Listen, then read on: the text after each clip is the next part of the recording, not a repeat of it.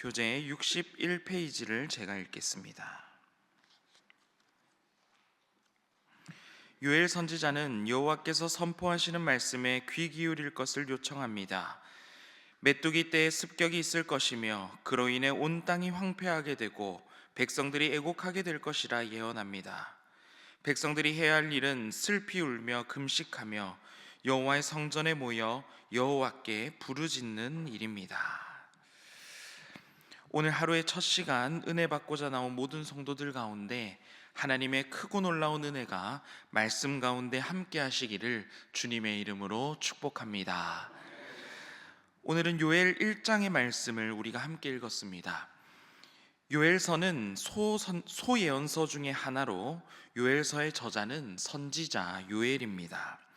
우리 다 같이 먼저 1장 1절 말씀을 우리 같이 한번 다시 읽어볼 텐데요. 우리 1장 1절 말씀 읽어보도록 하겠습니다. 다 같이 시작. 부두엘의 아들 요엘에게 임한 여호와의 말이니라. 아멘. 요엘이 부두엘의 아들이고 그리고 하나님께 말씀을 받은 그 말씀을 선포하고 있는 것입니다. 이렇게 요엘 1장이 시작하고 있는데요. 이게 요엘에 대한 소개의 끝입니다. 우리가 다른 예언서와 비교해 보자면 다른 예언서 같은 경우에는 이제 이 선지자가 어떤 출신 배경인지 그리고 그 당시 다스리던 시대의 왕이 어떤 왕인지 구체적으로 나와 있는 경우가 많은데 요엘서에서는 이러한 내용을 전혀 밝히지 않고 있습니다.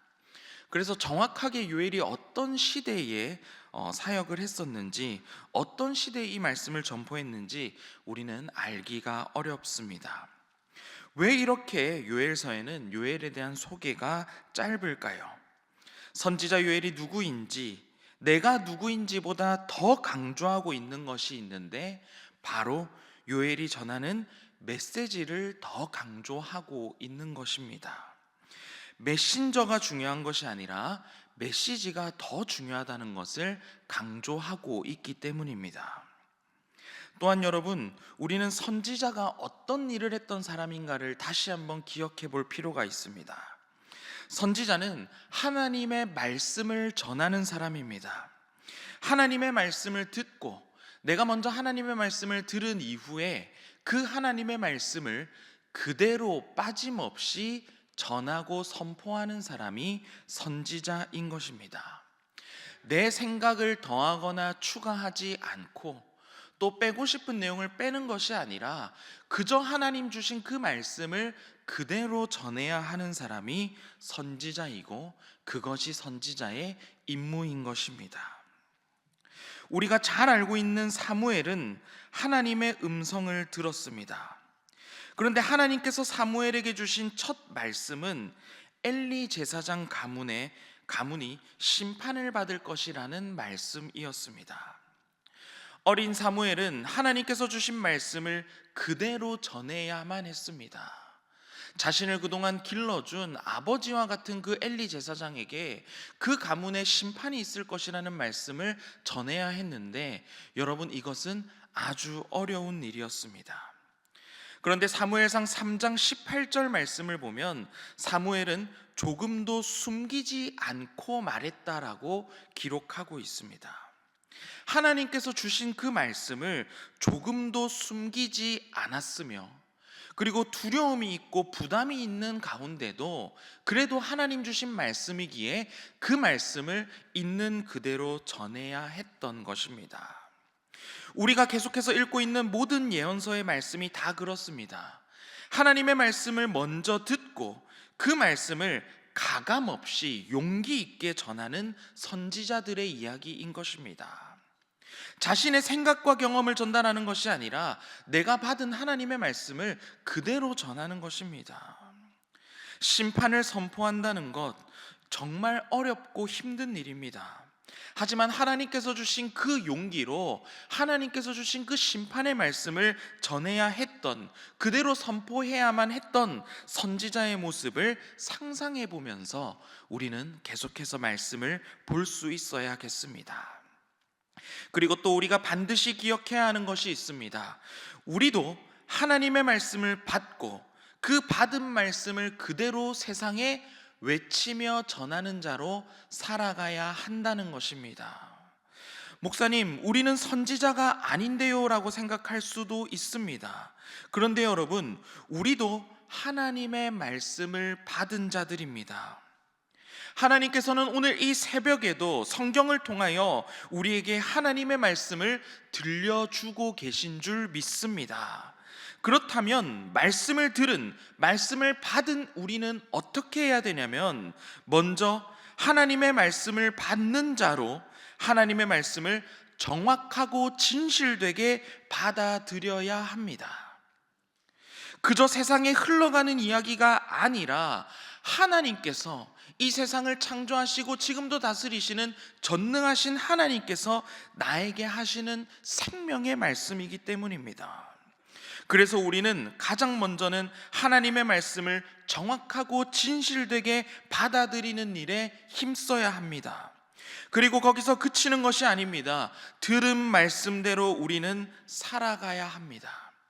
들은 말씀을 내 삶에서 변형하는 것이 아니라, 이 말씀은 내가 듣기 좋은 말씀이니 이 말씀은 취하고 이 말씀은 좀 어려우니 미루는 것이 아니라, 하나님께서 나에게 주신 그 모든 말씀을 가감없이, 그 모든 말씀들을 우리는 다 받고 그 말씀대로 살아가며 선포하기를 애써야 한다는 것입니다.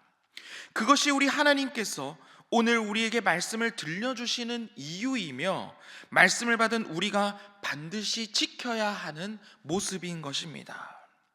하나님께서 주신 그 진리의 말씀을 정확하고 진실되게 받아들이고 그 말씀을 그대로 살아내기 위해 힘쓰고 애쓰는 우리 모두가 되시기를 주님의 이름으로 축복합니다. 첫 번째 기도 제목입니다. 말씀을 받은 그대로 살아내는 자 되게 하소서입니다. 말씀을 받은 그대로 살아내는 자 되게 하소서.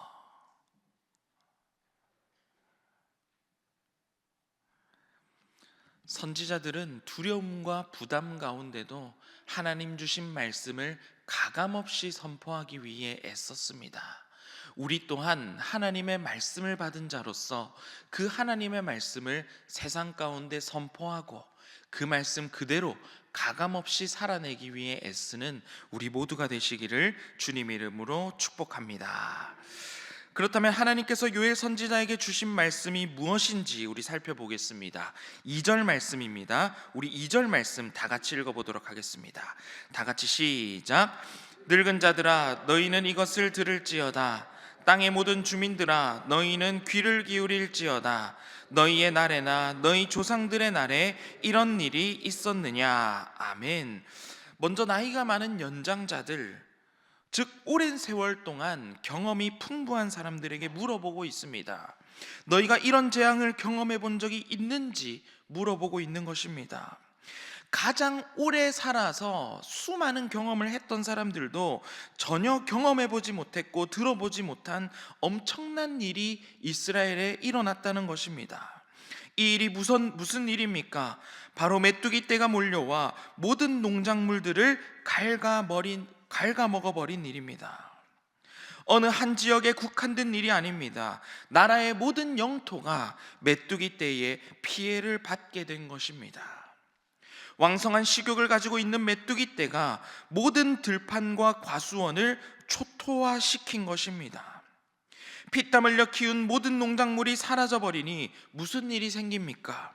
온 백성이 궁핍하고 굶어 죽게 된 것입니다. 그 어떤 것도 더 이상 먹을 것이 하나도 남지 않는 상황이 펼쳐지게 된 것입니다. 9절 말씀을 보시기 바랍니다. 9절 말씀을 보면 먹을 것이 하나도 없고 결국은 아무 먹을 것도 없으니 하나님께 드릴 제물조차 없어 소제와 전제도 끊어진 상황입니다. 하나님께 드릴 예물도 없으니 하나님께 예배도 드리지 못하게 되는 상황이 펼쳐지게 된 것입니다. 이 큰 국가적 재난, 고난 앞에서 무엇을 해야 합니까? 우리 함께 요엘 1장 14절 말씀을 우리 같이 한번 읽어보도록 하겠습니다. 14절 말씀입니다. 다 같이 시작.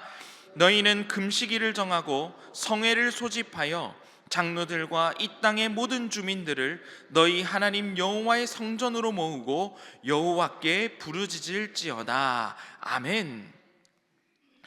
큰 재앙의 중심에서 백성들이 해야 될 일이 무엇입니까? 내 머리로는 도저히 이해할 수 없는 일이 벌어졌고, 그리고 우리 힘으로는 도저히 막을 수 없는 일이 일어났는데, 이 큰 재난 앞에 우리 그리스도인이 해야 될 일이 여러분 무엇이겠습니까? 오늘날에도 우리는 이러한 재난을 만날 때가 있습니다. 그럴 때마다 우리가 해야 할 일을 분명히 가르쳐주고 있는데요, 우리가 조금 전에 읽었던 14절 말씀을 보시면 어려움 앞에서 함께 모여서 금식을 하고 기도하라는 것입니다. 회개와 금식, 하나님께 부르짖는 일이 유일한 해답이라는 것입니다. 원래 이스라엘 백성들은 1년에 한 번 대속죄일에 연례적으로 금식을 해왔습니다. 그리고 그뿐만이 아니라 또 나라에 큰 위기와 재앙이 있을 때 금식을 선포했고, 온 백성이 함께 모여 회개하며 기도하였습니다. 무엇보다 오늘 말씀에도 강조하고 있는 신앙의 자세는 재앙 앞에서, 큰 재난 앞에서 각자 흩어지는 것이 아니라, 각자의 자리에서 그냥 알아서 기도하는 것이 아니라 함께 모여서 기도하라는 것입니다.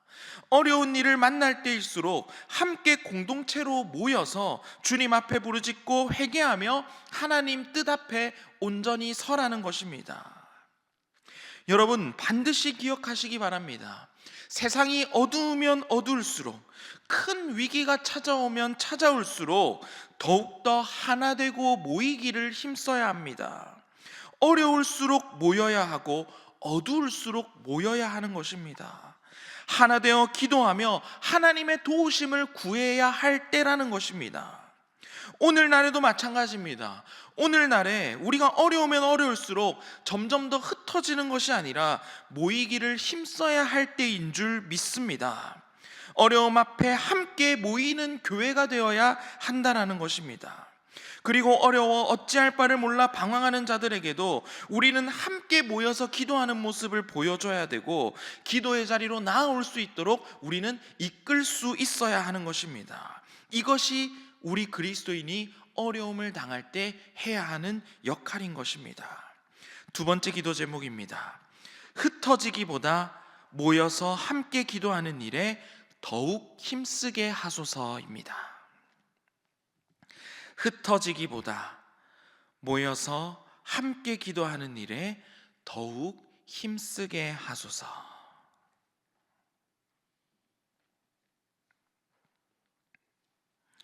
어렵고 힘든 일을 만날 때마다 우리 함께 기도하자며 서로 권면하고 함께 모여 기도하는 가운데 더욱더 크신 하나님의 뜻을 깨닫게 되는 은혜가 우리 가운데 임하기를 주님의 이름으로 축복합니다. 우리 계속해서 요엘 1장 15절 말씀 우리 함께 읽어보도록 하겠습니다. 우리 15절 말씀입니다. 다 같이 시작. 슬프다 그날이여, 여호와의 날이 가까웠나니 곧 멸망같이 젖는 자에게서부터 이르리로다. 아멘. 이어서 15절 말씀에는 여호와의 날을 이야기하고 있습니다. 선지자 요엘은 지금 현재 닥쳐있는 이 큰 재앙 앞에서 이 재앙만 바라보는 것이 아니라 더 큰 심판의 날인 여호와의 날을 바라볼 수 있게 하고 있는 것입니다. 우리도 마찬가지입니다. 눈에 보이는 현상만을 이야기하는 것이 아니라 눈에 보이지 않는 하나님의 계획, 하나님의 뜻을 우리는 바라볼 수 있어야 하는 것입니다. 우리는 매번 하나님께 질문할 수 있어야 합니다. 우리가 마주하게 되는, 만나게 되는 모든 사건 속에서, 만남 속에서 우리는 하나님께서 우리에게 어떤 말씀을 하고 싶으신지, 하나님께서 우리에게 어떤 것을 가르쳐주고 싶어 하시는 것인지, 우리는 그 속에 있는 하나님의 뜻을 발견하기 위해 애써야 하는 것입니다. 그 너머에 있는, 우리 눈에 보이는 그 현상 너머에 있는 하나님께서 바라보게 하시는 것들을 우리는 바라볼 수 있어야 하는 것입니다. 눈에 보이는 현상만을 바라보는 것이 아니라 그 너머에 있는 하나님의 뜻과 계획에 집중하게 될 때 우리는 더욱더 하나님의 뜻 앞에 온전히 서게 될 수 있는 것입니다. 세 번째 기도 제목입니다. 간절히 부르짖으며 기도하는 가운데 하나님의 뜻을 깨닫게 하소서입니다. 간절히 부르짖으며 기도하는 가운데 하나님의 뜻을 깨닫게 하소서입니다. 우리 오늘은 이 세 가지 기도 제목을 놓고 우리 함께 기도하기 원합니다. 먼저 첫 번째 기도 제목은 말씀을 받은 그대로 살아내는 자 되게 하소서. 두 번째 기도 제목은 흩어지기보다 함께 기도하는 일에 더욱 힘쓰게 하소서입니다. 그리고 세 번째 기도 제목은 간절히 부르짖으며 기도하는 가운데 하나님의 뜻을 깨닫게 하소서입니다. 그리고 또 성전을 깨끗이 청소하는 깔끔이를 위해서, 그리고 주일 예배를 준비하며 말씀을 준비하시는 위임 목사님을 위해서, 그리고 내일부터 항존직 선거가 시작됩니다. 항존직 선거의 모든 과정이 하나님의 뜻 안에 잘 이루어질 수 있게 해달라고 우리 이 모든 기도 제목을 놓고 우리 다 함께 기도하도록 하겠습니다. 주여 믿습니다. 주여 믿습니다. 주여 믿습니다.